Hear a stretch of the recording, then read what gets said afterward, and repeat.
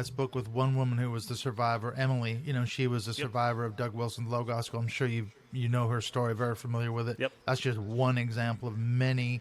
You hear Yep. about marital rape and things like that. Some horrific stuff comes out of that biblical patriarchy, Christian patriarchy movement, of which Wilson's is a firm. He's an advocate, obviously. Well, maybe we should start there because obviously there's a straight through line. I want to get to Pete Hegseth and some of the stuff he's done recently. He's prayed some pretty disturbing prayers. He's had Doug Wilson preach at the Pentagon.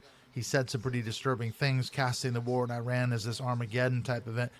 Are you happy to start with Doug Wilson? Maybe you could give us a sort of a thumbnail sketch, an overview. Who is Doug Wilson? Where does he come from? And how did he get to be this major influencer? How does a guy like that end up preaching at the Pentagon? It just, a few weeks ago as we're doing this recording now.